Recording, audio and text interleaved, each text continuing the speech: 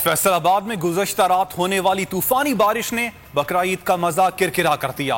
फैसलाबाद की गली मोहल्लों से ताहाल पानी ना निकाला जा सका। शहरियों ने 2-2 फुट पानी खड़ा देखकर जानवर कुर्बान करने का मंसूबा ईद के दूसरे रोज पर डाल दिया।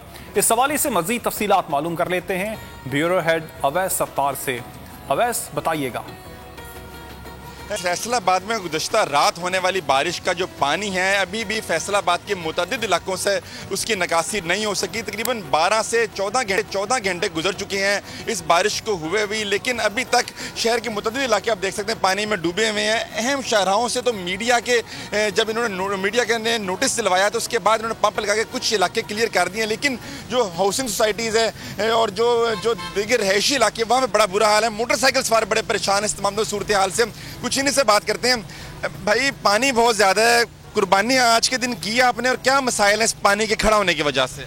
आज कुर्बानी नहीं कर सके। अभी भी बासा के ऑफिस से आ रहा हूँ, वो बात नहीं सुनते। एक हफ्ते से उनके चक्कर लगा रहे हैं, वो अमला ही नहीं उधर मौजूद होता। तो इसका निकासी आपका उनका कोई इंतज़ाम नहीं है। दावे तो बड़े बड़े करते हैं, बजट लिए जा रहे हैं, खाए जा रहे हैं, लेकिन आवाम को परेशानी पे परेशानी है। तो कुर्बानी फिर नहीं कर सके आज नहीं कर सके, कल इंशाल्लाह कोशिश करेंगे कि हो जाए अगर ये गंदगी वगैरह खत्म हो गई। जी बिल्कुल, आपने सुना कि कितनी प्रॉब्लम है इनको कि कुर्बानी नहीं हो सकी। आज मेहमान भी एक दूसरे घर नहीं जा सके क्योंकि पानी तकरीबन एक आपका शुक्रिया।